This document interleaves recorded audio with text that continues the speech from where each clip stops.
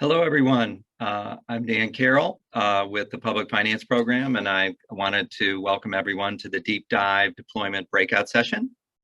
Over the next hour and 50 minutes, I want to just quickly, in about 2 minutes, lay out what we're going to be doing here.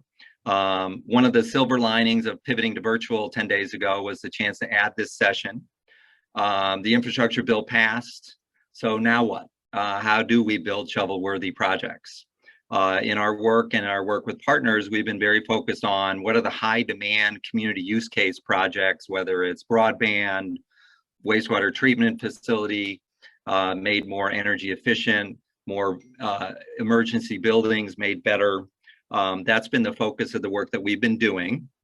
I'm going to turn you over in a second to Bryan Borlik, who's the director of the Research and National Technical Assistance Center at the EDA, to talk a little bit about a new partnership that we are opening up the doors on today pertaining to this topic of how do we help underserved communities access technical assistance and people that have built successfully projects that are replicable or have financed them.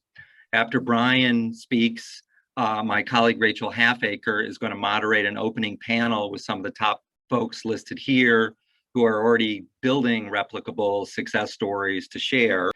This will be recorded and shared, so be aware of that. And with that, I'd love to hand this over now to Bryan Borlik, who's taken time out from his busy day to share a little bit about the initiative that we're happy to partner with him and EDA and the Rural Community Assistance Partnership. Bryan?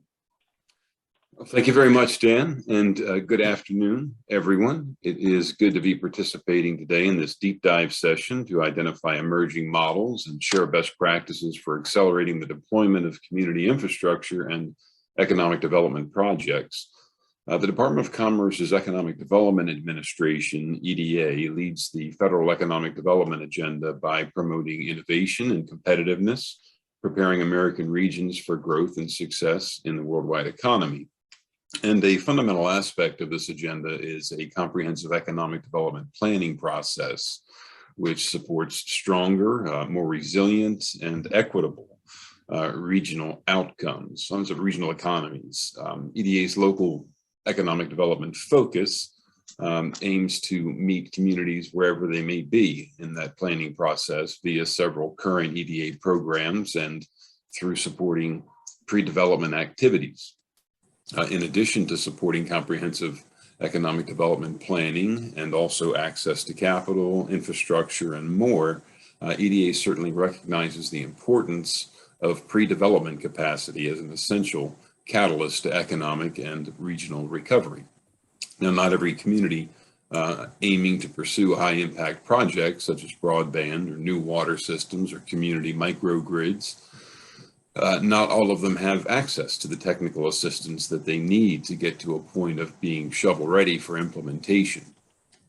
We often see this in small, rural, and distressed communities where there can be a shortage of human or financial capital that can limit their ability to undertake important economic development projects and their ability to access grant programs that could really help them in their efforts. So that leads me to, it is my distinct pleasure to announce a grant from EDA through its Research and National Technical Assistance, or RNTA program, to support efforts by Milken Institute and the Rural Community Assistance Partnership, or RCAP, to launch a pre-development training and project accelerator for small, rural, and underserved communities. This is an initiative that will create a technical assistance workshop series to train communities on the basics of conducting and accessing support for pre-development activities, as well as a dedicated module on specific high-demand community-scale projects. And the grant will also foster expansion of the National Pre-Development Caucus, a series of monthly national convenings that currently engages community stakeholders, investors, NGOs, governments, policy experts, and project developers. And on that note, the project team would like to announce here today that we are opening up registration for the expansion of the caucus, inviting attendees today and your networks to come sign up for future trainings, make connections, and to share best practices. We're welcoming interested communities, partners, impact investors, and project development experts who have the skills and capacity to sign up so that we can reach back to you as the trainings begin later this spring and build a hub for high demand community project examples. We believe that the partnerships formed through this EDA investment, this EDA grant in promoting pre-development, and hopefully partnerships with you, the innovators at this event, can help support regional, equitable, and stronger local and regional economies across the country. So we're very excited about it. Thank you very much for having me, and back to Dan. Thank you, Brian. That's great. And we're really excited about it. So I'm going to hand it over to Rachel in a second to moderate the panel. I can't think of a better group of talented folks who are building success stories now at the front lines in various ways. This panel, which is being recorded, is something that we'll be able to use in trainings with the pre-development caucus around the country as that moves forward. So for all of you, we're really appreciative of your time in sharing success stories and what you're doing as we use this as a kind of a whistle wetter as we do the pre-development trainings and the more technical work in the months and time to come. So with that, Brian, again, thank you. We're very excited about the partnership. And Rachel, why don't you cue the panel? Great, thanks, Dan. Hi, everyone. So welcome to the afternoon breakout session on a deep dive on high demand community projects. I'm Rachel Halfaker, and I'm a senior associate in the Milken Institute's public finance program. So we wanted to kick things off with a panel of experts who are thinking about the challenges and opportunities of project deployment at this unique inflection point. We have an awesome lineup of folks that we're really excited to pick their brains. We've got Donnell Baird, founder and CEO of Block Power, Rob Day, partner and co-founder of Spring Lane Capital, Bill Lee, senior vice president of policy and advocacy at the Trust for Public Land, Patrick Myers, executive director of the Office of Economic Development and International Trade, and the chief economic recovery officer for the state of Colorado, Michelle Moore, CEO of Groundswell, and Matt Peterson, president and CEO of LA Clean Tech Incubator. So let's start off with what's working or what's coming down the pipeline. When we think about the magnitude of the opportunity for new community scale projects with both the unprecedented funding that's made available and technical support that's coming out, it's clear that it can and will take a variety of different approaches to address the deployment gap for projects to actually get built. There are obviously many successful existing deployment models, but there's increasingly new tools, frameworks, and technologies that also might support this work. So to kick us off, panelists, I'd love to have you share your lightning round pitch on what projects, models, or messages you think are timely, replicable, scalable, or just people need to hear more about. Bill, let's start with you. From your perch at the Trust for Public Lands, what are you working on that you're most excited to share with us today?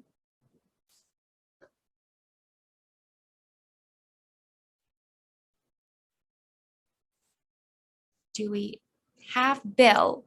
Yes, and okay. Sorry, now unmuted.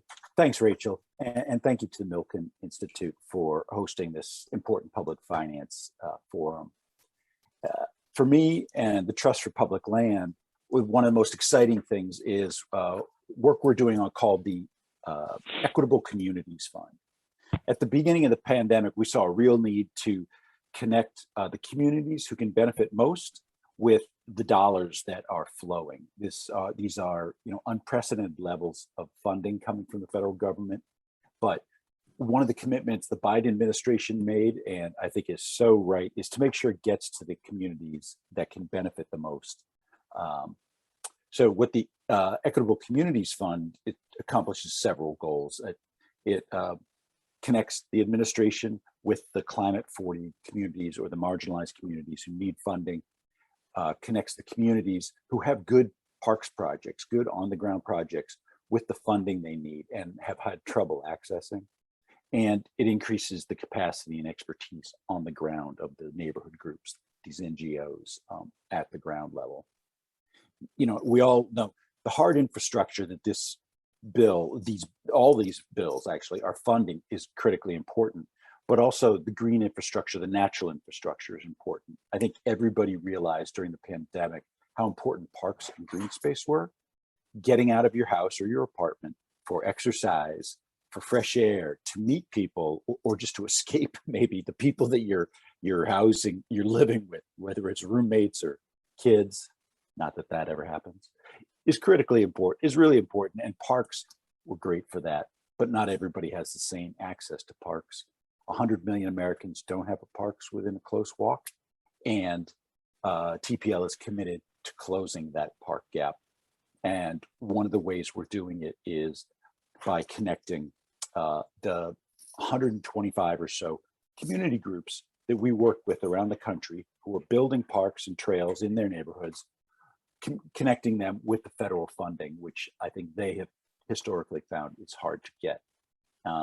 Making this happen, over and over is one way that we can really move forward to realize the goals of this funding, which is create the jobs, create the infrastructure, create the public benefits, and make sure that it happens in the right communities. That's great. Thanks, Bill. And I'm really looking forward to seeing kind of what models work when you're working with those communities to kind of get that flow to make sense. Michelle, let's turn it over to you. Can you share more about your work at Groundswell and what you're excited about in the coming months and years when you think about project deployment with the communities that you work with? Absolutely. And thank you. It's lovely to be here with y'all this afternoon from here in lovely LaGrange, Georgia. Groundswell is, the perspective that I share really comes from a couple of different points of view. So where you sit is where you stand. So I'll give you just 3 points on that. Groundswell is a nonprofit, and we develop projects and community resilience projects, community solar projects, and we're also a federal government grantee. So y'all, we know how hard it is, despite the best intentions sometimes to work with federal agencies when you're little. I am an unrecovered policymaker myself, having led President Obama's infrastructure deployment office for a couple of years at the White House. And I am also super grateful that Groundswell is one of the core partners in the Justice 40 Accelerator. And that's really the perspective I'm going to bring forward today. The Justice 40 policy commits that 40% of the benefits from this administration's investment in climate resilient infrastructure will go to underserved and disadvantaged communities. That's a really important, bold, justice-oriented goal. And it's also one that takes outside action to realize, because so many of the most powerful ideas for how to build a climate resilient future through our infrastructure come from communities that are on the front lines. But these are organizations and leaders for whom access to federal resources just hasn't been possible. Sometimes because of a lack of capacity, right? Because it takes money to get money from the federal government, especially when there are match requirements that are in place. And often also because, these are community leaders and activists who have been challenging their local governments and their state governments for justice as well. So for federal funding that is flowing through, the agencies and formula funds to state and local governments, y'all, those dollars aren't necessarily going to reach their intended aims. So what I am excited about, and where I see potential, but potential that will not be realized without work, right? Work by all of us on the outside, work for those of you who are on the inside, which I know, this administration and so many of others have been pressed to get done, is the 52 grantees that we're currently working with from all over the country, who have an extraordinary diversity of shovel-worthy, to use a term y'all have coined, and I think should be our de facto for how we talk about good infrastructure projects, but shovel-worthy projects, ranging from stormwater management and flood mitigation to clean energy, to urban regenerative agriculture, you name it, powerful ideas from the front lines from all over the country. And those 52 were just a few, of the more than 300 we had to, bring to the program. So I'm really looking forward to diving in with this panel and the conversations that we'll have together about how we get more of these projects advanced, not just because it's important to meet the Justice 40 goal, but also because these are the kind of projects that we want in our communities. And this is the way that we get more diverse, more equitable, community-level economic impacts from these dollars that are going out the door, instead of good money into bad systems that just deliver more of the same lackluster results. That's great. Thanks, Michelle. And likewise, very excited to hear your perspective on how we can actually support scaling up technical assistance with some of these communities to take it from ideation to implementation, as you've called out. So, Rob, you've got to see so many innovative projects come across your desk at Spring Lane. What's something that you're most impressed by and excited to see more of?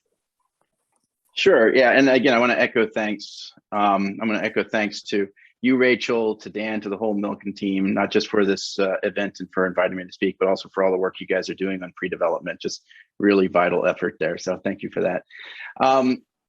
Just some context real quick. Spring Lane Capital, we, like, I'm sure everybody here have been working for years, specifically for us around climate change and environmental sustainability solutions. And we just kept seeing so many of these solutions that were ready for prime time, but just not deploying at scale. And as we dug into that, we came to realize that there is a big gap between what an entrepreneur, what a community scale developer thinks is ready for infrastructure financing, and what the traditional infrastructure industry is looking for. And specifically, there's a gap around the first 2 to 3 years worth of project deployment. And what does that, mean, not just in terms of getting the dollars that they need, the pre-development dollars that they need, but also assistance to be able to get ready for that Wall Street grade capital to come in. And so we formed Spring Lane Capital to really address that gap. And that's what we do. We partner with smaller developers, larger developers in some cases, around exactly that kinds of situation. And, a lot of what we see, we invest in electric vehicle charging, in indoor food production, clean water, renewable energy. But a lot of what we see is also not just, as you were saying, like truly technologically innovative solutions, but are very tried and true things that are just haven't been done at scale yet. So the example which I would throw out there as a success model, which is actually just hot off the presses, we're literally just putting out the announcements about it today, is in composting. Right. If you think about some of the major climate risks out there, part of what's going on is organic waste that ends up in landfills. Not only is that a hassle for the community that then uses up their landfill capacity very quickly, but a lot of that turns into methane, which then leaks out into the atmosphere and causes real climate change impacts. Composting done right can greatly address that. We found 2 years ago, we ran across and got connected to a couple of young entrepreneurs, Joseph and Gary, who are just, self-professed composting nerds. They really know how to compost very high quality, and this sounds very prosaic, but they know how to turn this stuff into high quality product on the back end as well. And they're a very high execution team. But they were very early in their journey. They literally started Atlas Organics, their company, out of their dorm room. Who amongst us hasn't started a composting business out of our dorm room, right? But, they were the latest among many, I'm sure, to do this. But in this case, they had some shovel-worthy projects that they wanted to tackle, but they lacked the capital to go after it. So we got connected with them. And over the last 2 years, we've partnered with them not only to provide the capital to help them with their pre-development activities and their construction as they turned, one project into 3, into 8 in multiple states out of their initial, South Carolina headquarters space of operations. But also, we provided a lot of assistance. We helped bring in knowledge about how to deal with EPCs, how to write your customer contracts so that you'll be truly underwritable to traditional infrastructure providers, all with the shared goal of helping them bridge that gap to those providers. And I guess the exciting news, the reason it's a top of mind success model for me is that they just announced that they were able to bring in that follow-on capital from a very large infrastructure provider. They're now accessing $200 million worth of additional expansion capital to go nationwide with their approach. It turns out to be a pretty good outcome for our investors, but it's even more gratifying to be able to see them partner with a large later stage infrastructure firm that we have great respect for, that we know is going to be a good partner for them at their next phase. And just really exciting to see, that team be able to go from that early stage to where they are today and beyond. And, again, what it points to is how, if you're truly providing this pre-development expertise, if you're and assistance and capital, it really needs to be a package deal. It's not just enough to have the financing, but you're really going to have to bring that technical aspect as well. Awesome. Great. Thanks so much, Rob. And, very topical, because next, Donnell, I want to turn to you and what Block Power is working on, boots on the ground. Obviously, your work is at the intersection of retrofits and buildings and energy and broadband. So I'd love to open it up to you to share kind of what you're working on, what you're excited about, not only this year, but beyond, particularly given this inflection point where there's a lot of energy and excitement about investing in projects like the work that you're doing at Block Power. So what are you most looking forward to this year? Yeah, super excited to be here with everybody. We are working on a project to decarbonize the first city in America, and maybe the first city in the world, to commit to decarbonizing all of its buildings within the next 5 to 7 years. And so we want a contract to provide engineering and financial and construction services to the city of Ithaca, New York, where we will be moving 6,000 buildings off of fossil fuels to 100% clean energy, and installing some electric vehicle charging stations along the way so that we can also start to green the transportation sector. We think it's really important to see whole cities moving off of fossil fuels, not just committing that like, hey, by 2050, we'll be 100% renewable energy. That's great. And there's 200 cities across America that have made those commitments and passed those laws that by like 2040, 2050, we'll be 100% off of clean energy. The problem with that is this is too long. There's no accountability. Like, a mayor can pass that law, city council can pass that law, and then 5 mayors from now, that mayor's accountable for implementing the law. What we want to see is a mayor and a city stand up and say, we're going to green our city, and by the time we leave office in 4 years, we'll have made substantive progress towards decarbonizing our city. And Ithaca is the first city in the country to have done that. They did a 10-0 city council vote.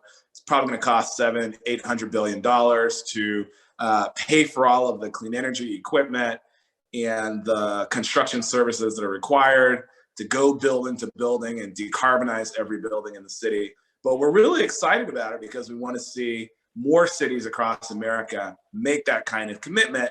And if we can get 10, 20 cities across America to commit to decarbonize fully, we're going to generate an amazing data set. We're going to be able to share that data set with the next 1,000 cities across America. And that not only will make us the global leader in urban innovation for sustainability at scale and create tons of jobs, manufacturing, software, construction, but it also is going to give us an outside chance to have the kind of impact on greenhouse gas reduction at scale that allows us to have the kind of impact we're going to need in the next 9 years in order to avoid the worst impacts of fossil fuels. So we're very excited about that project at Block Power. We have partnership with Goldman Sachs and the state of New York and city of Ithaca and Lowe's and Apple and Google are going to get involved, and it's great. And we're looking for more cities across America that want to join up and be part of this first cohort of cities to decarbonize. Donnell, I'm so glad that you're flagging kind of this juxtaposition between private sector's need for speed and need for use cases and success stories, and kind of countering that with some of the longer term implementing strategies that cities are most accustomed to. So we've definitely got a lot of questions for you on how you're thinking about expediting that process for communities that are interested in working with more private partners in a bit here. So we've heard from the investor side, we've heard from obviously boots on the ground innovation. Matt, at LA Incubator, you must see the full gamut kind of both the investor side and the entrepreneurial side. So very curious to hear which projects you're most excited to see rolled out in the coming months and years. Thanks, Rachel. Thanks, Dan, for having us. And it's great to be with you all. In Los Angeles, I think a couple opportunities have come to the fore that we've been working on, and we're a unique public-private partnership between the city through regional agencies, public, private companies, utilities as well. In looking at what our entrepreneurs need, who see this influx of capital coming from the federal government, And if you're an early stage entrepreneur and you don't necessarily have an ability to go out and raise venture capital at the degree some entrepreneurs are able to, yet you've got a federal grant, how do you cash flow that grant? So we're creating, we've created and piloted a debt fund that allows entrepreneurs to get access to low cost debt to help them with first customer finance or project finance. And so we're looking to scale that nationally. Now, what's different about it than other debt products? Well, it's a little more affordable than bank traditional debt, and you don't need to use personal collateral. So particularly for underrepresented entrepreneurs who may not have access to capital historically, institutionally, barriers that they face, that we think that's really important. On the other end, and so we're going to be announcing soon an effort that will be leading to scale that nationally. On the other end is sort of, what do frontline communities need? So communities that are disproportionately burdened by air pollution, lack access to amenities, adequate transit, let alone transportation solutions, period. We kicked off a couple pilots located at housing authority locations with different target audiences. One was focused more on the surrounding community, the other targeting the housing authority residents themselves. And the latter, we've seen a lot of traction on. And so what's unique about EV car share? Nothing in of itself. We see car share across the country. We see electric vehicles being in place. But this is the first one dedicated 100% to the residents of the housing authority location, and really what was informed by their needs. We didn't tell them this is the way it was going to operate. We went to the residents and said, how can this serve your needs? So this car share program is operated by one of our startups. It's in partnership with the housing authority, with the community. And based on that, we then are working with Congresswoman Barragan, who's introducing legislation to scale this project, this idea nationally. And how do we bring adequate solutions for transportation? Access to a car is critical, whether it's taking the loved one to the doctor or a medical appointment, or a trip you need to make to the store that just doesn't make sense on a bus, for example. So we're really excited about that. And the other thing we're going to put in the legislation is prioritizing DC fast charging at housing authority locations nationally as well. I think what we're absolutely hearing here between Matt, Donnell, and Rob is the need for greater stakeholder collaboration, maybe where it hasn't naturally occurred in the past between housing authorities and EV charging station providers and local permitting offices. So it's a really interesting moment as well to kind of call on public sector at a local level to rethink kind of how they're configured and how they're working with outside partners. So really excited to hear more. Patrick, to round us out, you wear two hats for the state, and one's obviously focused traditionally on economic development and the other on resilience. So I can imagine you've had quite the past few years in your seat. So what are some of the lessons that you've been learning from maybe this past year or two that's helpful for us to think about applying as we look toward deployment in the future? Thanks, Rachel and Milken. Nice to be here. Nice to see all of you. So in my last rendition in state government, I was our former governor's chief of staff. So I had and have a pretty good grasp of state agencies and state government. I'm going to talk about ARPA for a minute, because I think a lot of what I learned in ARPA, I'm going to use in infrastructure. So in ARPA, just setting the stage a little bit, Colorado has this unique amendment in its constitution called TABOR.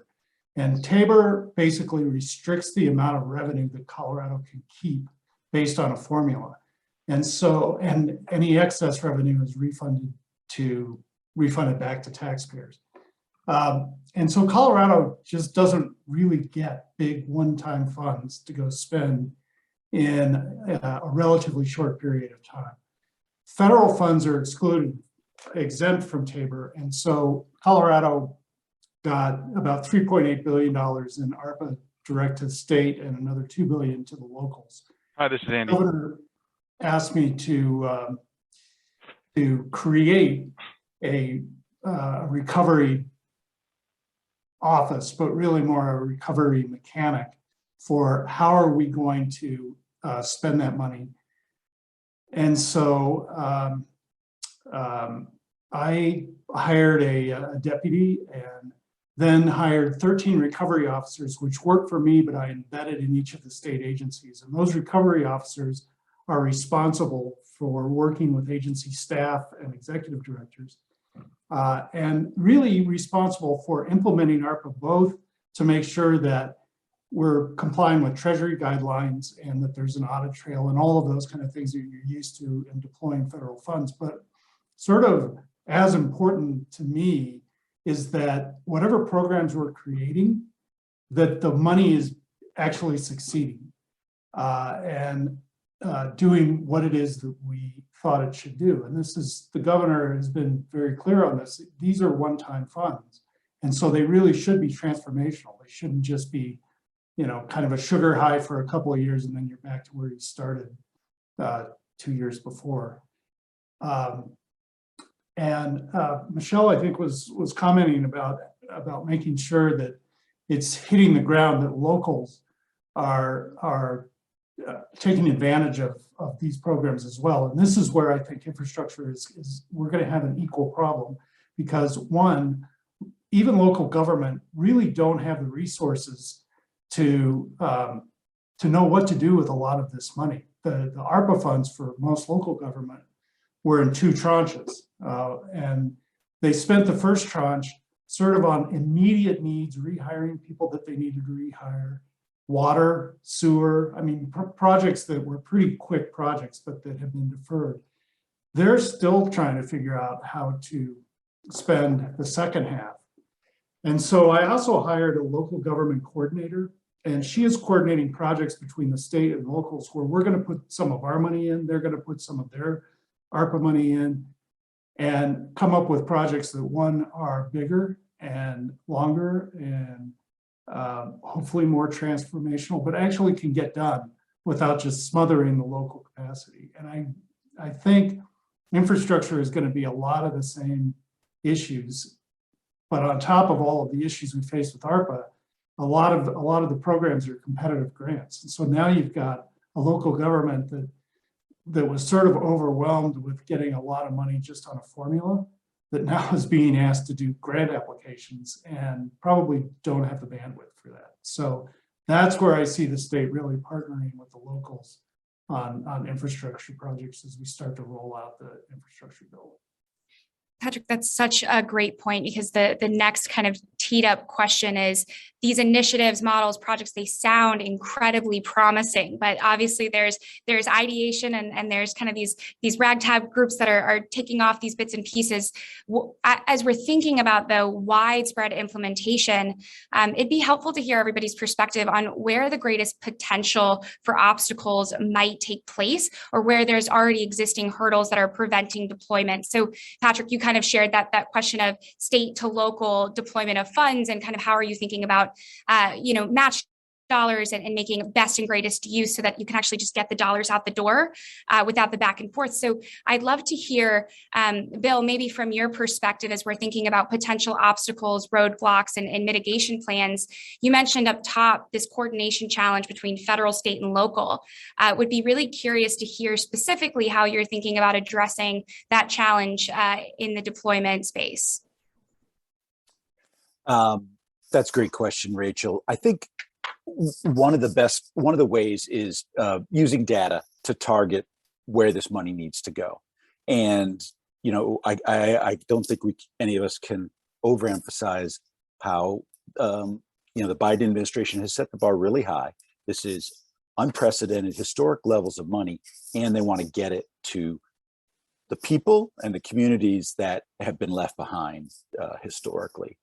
So in order to do that, TPL is using data, because I think one of the bottlenecks, one of the obstacles is going to be, as people have said, the same old money goes to the sophisticated organizations, or municipalities, the ones who have lobbyists in DC who have been through it before, can do the grant writing. Those probably aren't the ones, the marginalized communities, the Justice 40 communities, who the administration wants to make sure benefit. So TPL has about 10 years ago set up a program where we looked at parks in the 100 biggest cities and started ranking them based on investment and infrastructure, the acres, et cetera. So that can show where the money is needed most. And then we expanded it in 2018 to a tool called Park Score. It's publicly available. It tracks park data for 14,000 cities and towns. It's 95+% of the population of America.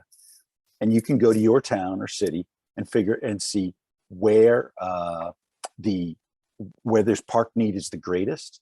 And then by working with TPL, we can layer on demographics to see who has access to nature, who has access to the parks and all the benefits of parks, whether it's physical health, mental health, climate resilience.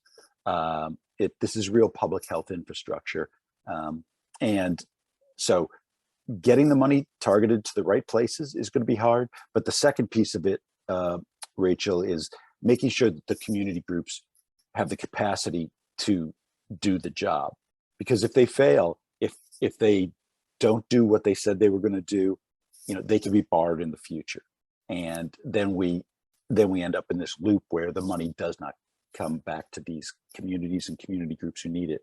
So we've got to make sure money, expertise, and capacity are there. And that means funding. And that's where pre-development funds come in. Let's get some funds to the CBOs so they can learn and do the job and access that money correctly.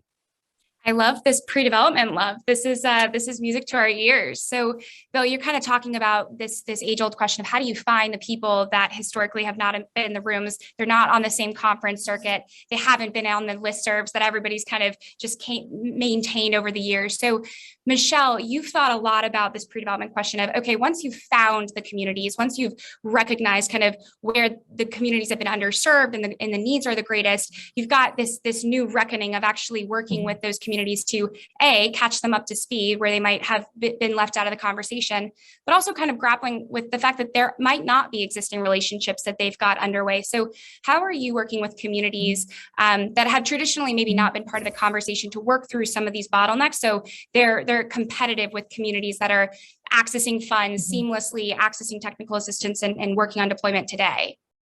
So there are a couple of values that I want to talk about in the work, because values-based work I think is incredibly important in this space. And ultimately, if what we're talking about is leveraging these historic levels of investment for broader transformation of our infrastructure, we've got to intervene at the values level to make sure that we're getting different outcomes. So a couple that I would impart to folks to consider is equity. How are we investing equitably, which means investing more in places that have been under-resourced or underserved in the past. And, how are we thinking about this work as service too? Because as the accelerator cohort demonstrates, there are dozens and hundreds and probably thousands of powerful ideas and leaders out there that we can learn from in how we do our work, right? So to approach this effort in a spirit of service. So equity and service are the two things that I would ask folks to kind of keep in mind. And I'm really speaking here to federal colleagues in the room and to folks who were part of larger institutions, including state and local governments or bigger nonprofits.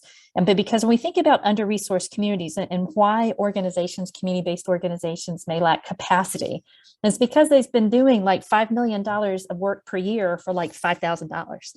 And, sometimes on a volunteer basis. And in many instances, their relationships with other local partners, including, bigger nonprofits and big national nonprofits that launch local and regional work, has been extractive. It's like, here, let me give you just a little bit of money to show up, to sit at the table and be in the photo op, but we're not going to really compensate you for your time and your value. We're going to keep most of that money for ourselves. So, if you're a bigger organization and you're coming up alongside a community-based organization, and what you want to see is an equitable outcome, in the work, think about service and think about how you compensate people in a way that's not just equitable, but I would argue is more morally acceptable as well. Invest in people's capacity, acknowledge their value in the way the budgets are structured. And from a program design perspective, getting pre-development dollars, to organizations to really deliver on the promise of these investments being reparative and restorative to communities, we got to think about program design, because 0% match, for one, is incredibly important. You can't ask people to have to spend money to get to your money if you say what you're trying to do is advance equity. So 0% match. Think about pairing technical capacity building with grant funding access. Think about also in the way the grants work and what's an allowable pre-development expense, and this is something I think Senator Markey's legislation did really beautifully, is consider things like stipends for community participation and planning being an allowable pre-development expense. If you're working in neighborhoods, and Groundswell certainly has these experiences where the neighborhoods are primarily composed of households with low and moderate incomes, people who may be working 2 jobs to be able to keep their families together. If you're asking people to invest time and effort into coming and sharing their ideas and building value and building consensus and help you get over permitting hurdles and all the other things, pay them for their time. Pay them for their time. Recognize that people have value instead of, what often happens, because this is the way the system's built. I'm not suggesting it's anyone's, object intention on this call, but a lot of these systems are designed so that most of the dollars stick at the top, right, as they're flowing down from the federal government. High per diem and hourly fees for consulting firms who are helping you spend the dollars or helping you develop the projects. Recognize that community-based organizations bring as much value to the table. And that will help us get shovel-worthy projects, not just whatever's on the shelf that spends the money fast. And it will also help us make sure that this is a transformative moment by coming up alongside people in a spirit of service with a commitment to transformative, reparative, equitable outcomes.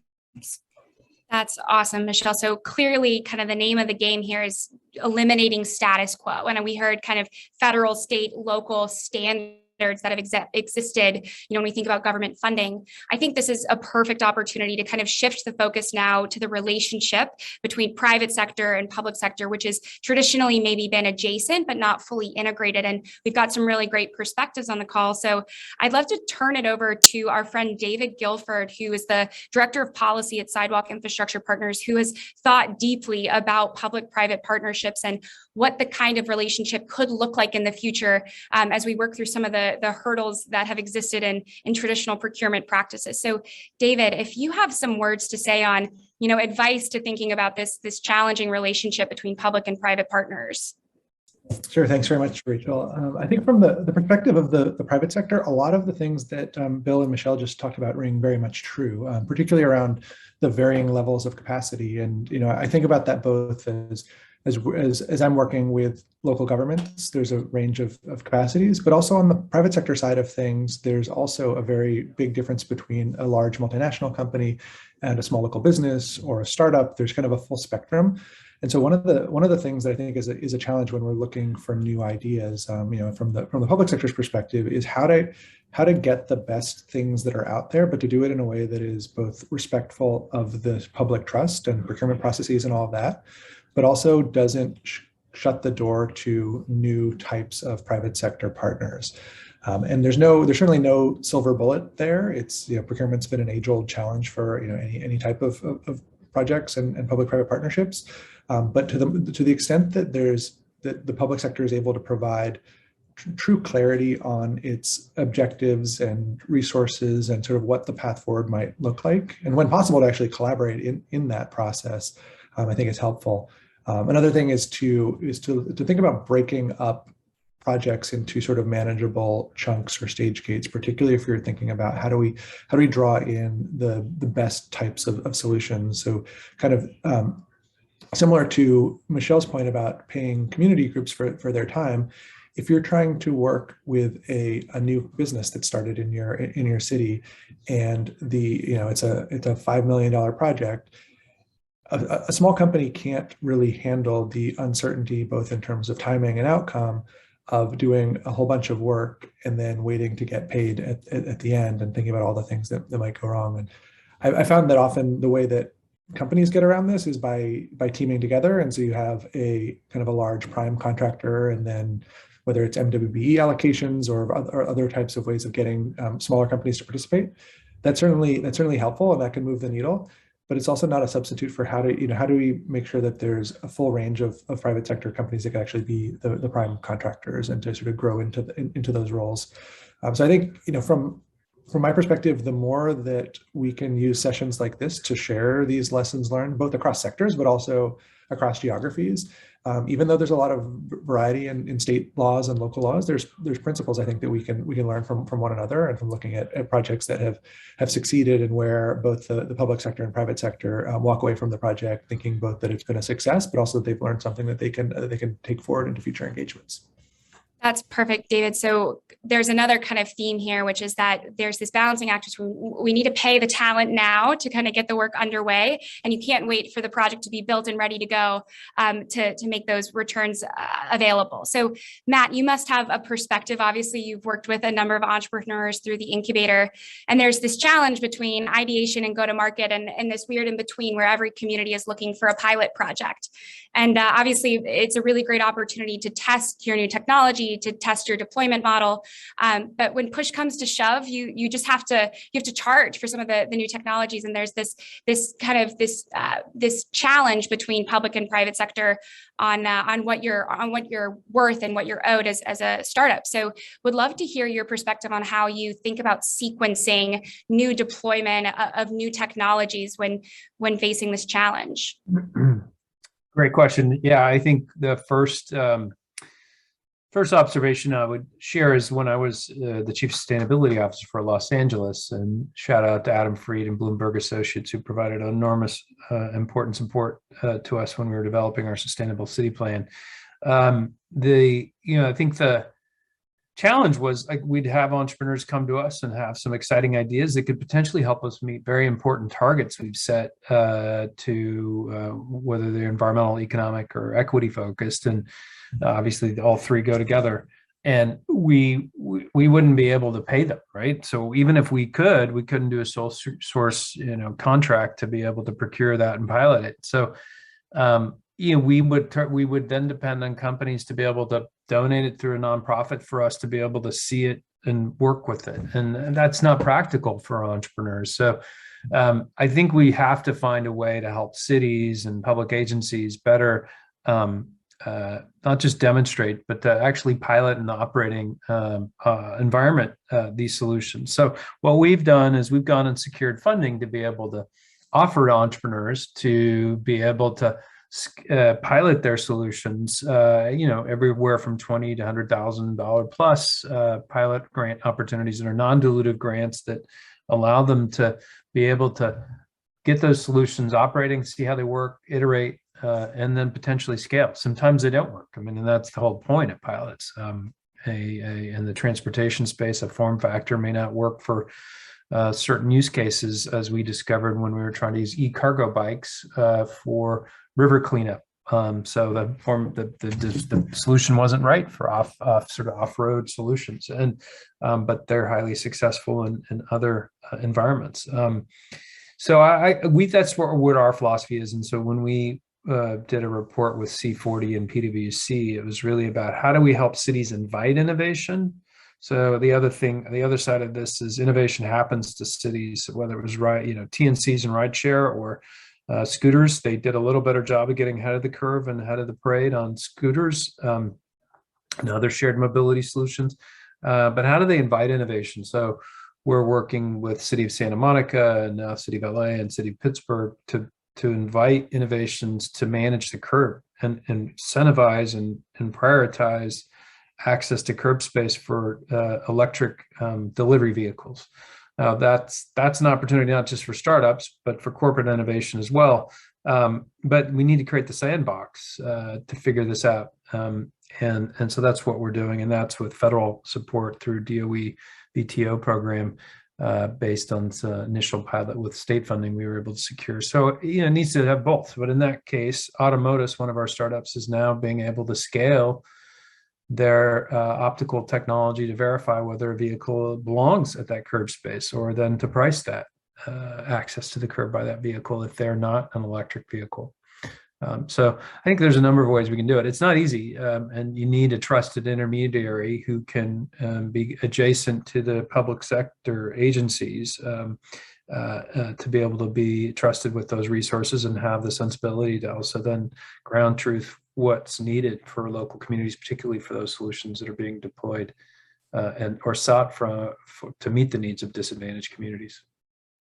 No, I think that's really great. And I think, Donnell touched on this in his overview when he said, the reality is you need communities that are committed to solving the problems that they've laid out that are good for the follow through. But I like what you're saying, which is that they need support as they're making these transitions, and it can't rely solely on public sector and the vendor relationship to kind of make the magic happen. So Donnell, I'd be curious to hear from your perspective as you're working with communities, particularly given the integrated nature of your product. I mean, you've got some broadband in there, you've got some energy in there, you've got building retrofits. So you really cover the gamut and presumably work with a number of different public sector agencies to kind of work through all of the work that you're doing. So I'd be curious to hear a bit more about how you're working with these communities to get them to kind of see the light on working with you at a breakneck speed that you're looking for. I like that you said if a mayor is willing to commit to wrap it up within the duration of their term, you're on board. So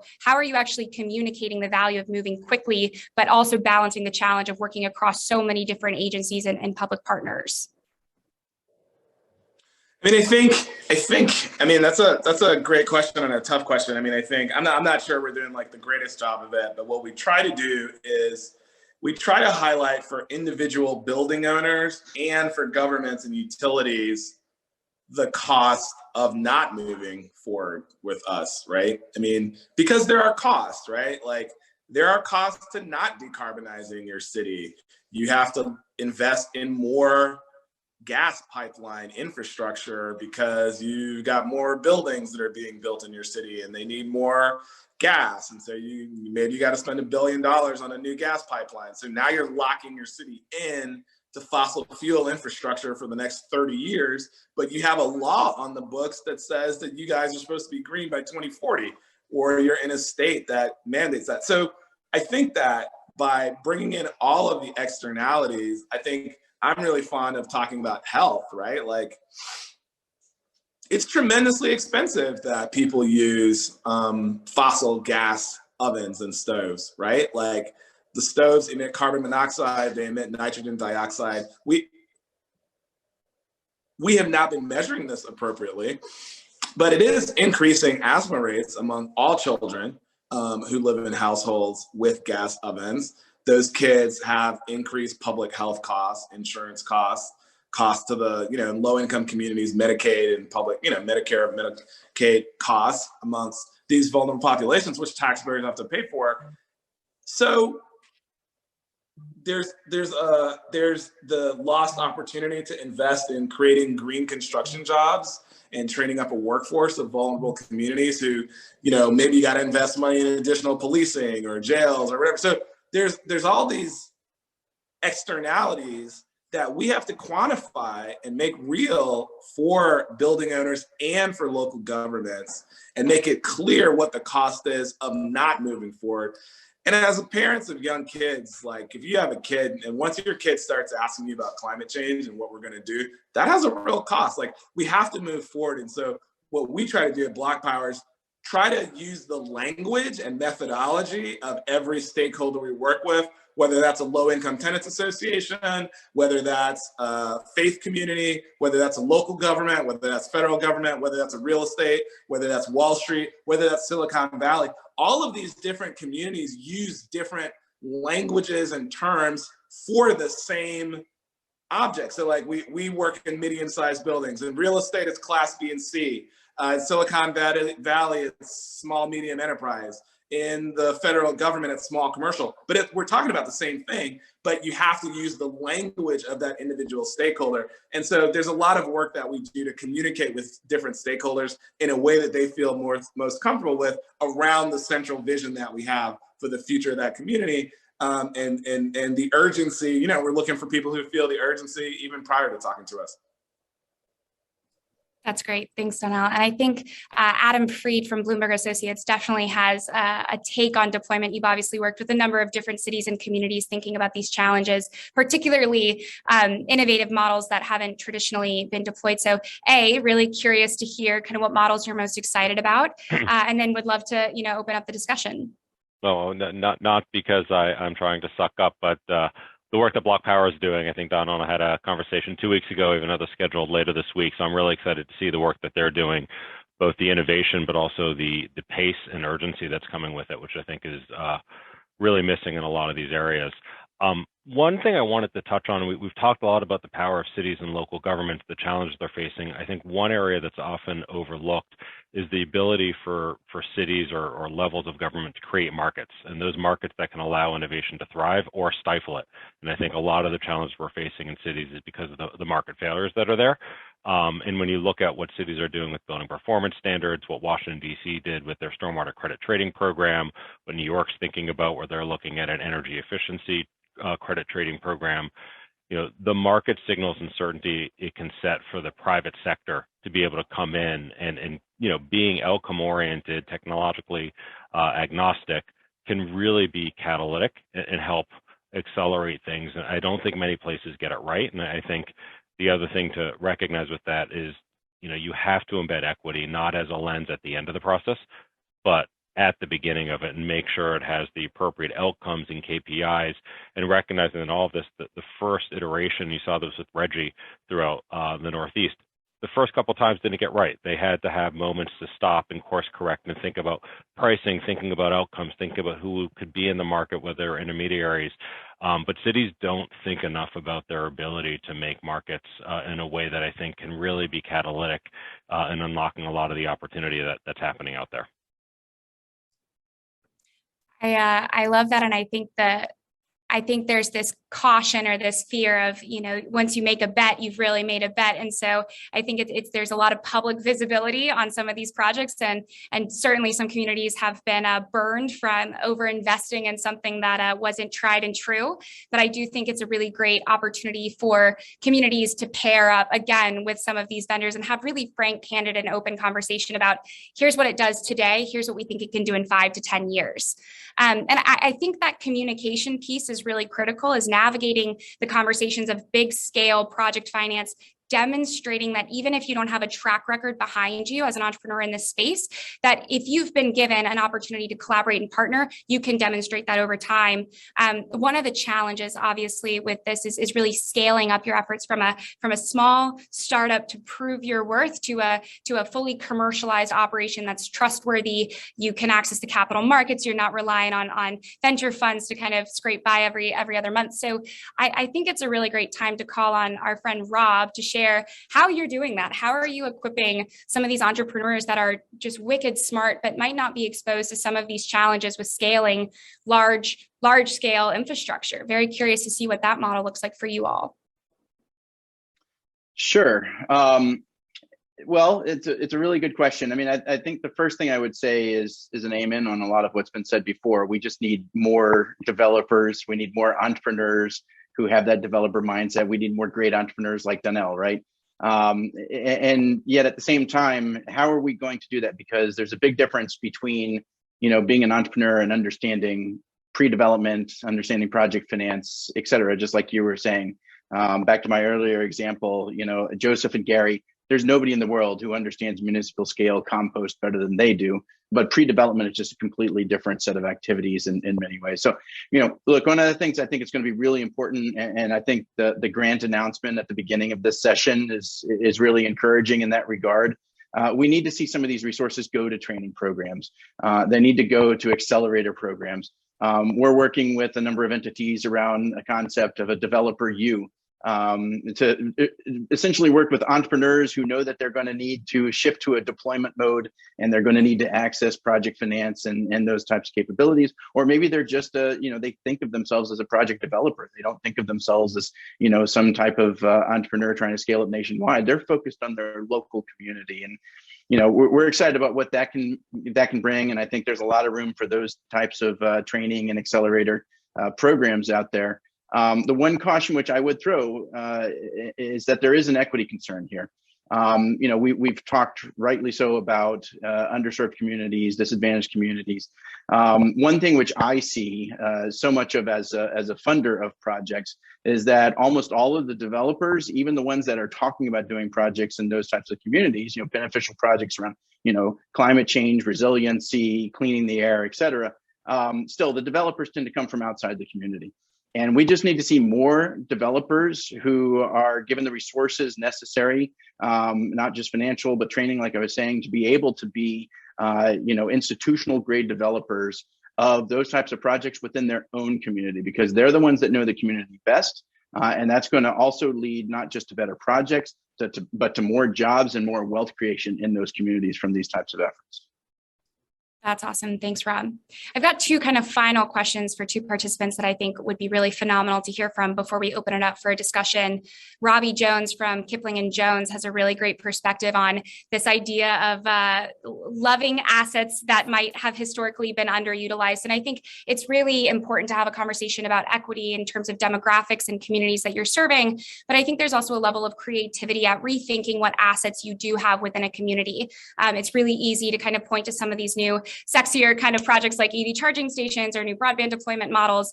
But Robbie's got a really interesting perspective on public buildings and kind of rethinking older infrastructure in new ways. So Robbie, would love to hear maybe a model that you are excited about that we haven't touched on this afternoon.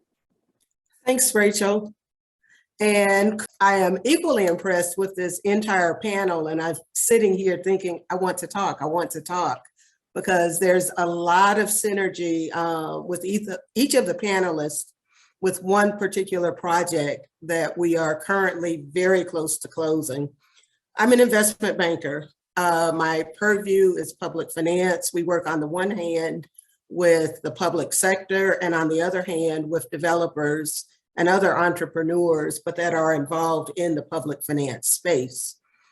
One project that we're working on right now is with a developer who's a hotel owner and operator in a very poor southeastern state. He looked up one day and realized that he had a property which was operating, but just barely.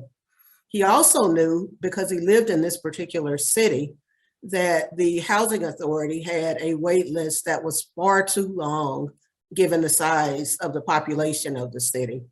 So he approached our firm to see if we would help him take his underperforming hotel, a private sector asset, and somehow miraculously give it to the housing authority so that they could use it to free up space on their wait list, et cetera, with nice, clean, retrofit, affordable housing. So it's been a very long process. I'm sure everyone here can talk about how long real estate development takes. If you think it's 6 months, it's multiply that by 5 and maybe you're finished. So we were working with a business owner who knew his space incredibly well, a housing authority which was used to providing project-based housing to residents in a very poor community. Fortunately, a congressional office that was interested in the project, and truly fortunately, solar providers and electric energy providers that were very interested in increasing their presence in the Southeast. And we were able to convince them to use this as a test case, quite frankly. So what became an almost impossible to do project from a true traditional, let's write a bond to make this happen, it would never have happened. But because there was collaboration across all sectors, private and public, it's close to happening. What has been very interesting and also encouraging is that the hiccup for most real estate driven projects is always pre-development expenses. Banks hate them, traditional finance providers hate them, but yet they have to occur to get to the part that is traditionally financeable. One thing that I'm very happy to see post mid-2020 is that whereas alternative financing used to include a lot of what we're talking about. Solar, broadband, et cetera, all of which are being incorporated into this project, is becoming much more mainstream. And as it becomes more mainstream, we're also starting to see traditional financiers take another look at how to finance pre-development expenses. It's still a problem. Kudos to you guys for the work you're doing with the EDA and other entities. It will be very helpful. That's awesome. Thank you, Robbie. So I think to wrap up the formal panel before diving into just an open discussion to kind of hear what folks are doing across the network that we might have missed, I'll give this one to Patrick. You sit in a very unique spot at the state level. So you've got this bird's eye view of what's going on at a community level, and you're also kind of seeing what the messaging is coming in from federal government. So there's this clear theme in terms of timing. So we're talking a lot about short-term implementation cycles, but we're also balancing this with the long-term reality of needing resilient, sustainable, long-term solutions that work for communities and states that aren't rushed and that are well thought out. So in terms of thinking about spending, how should communities consider this balancing act between short and long-term investment strategies? So it's a great question, and it's not easy to answer, particularly when you're talking about the levels of funding that we're talking about attract obviously a lot of ideas about how to spend it. Like I gained a lot of new friends when I took this job, and we'll see if I keep them.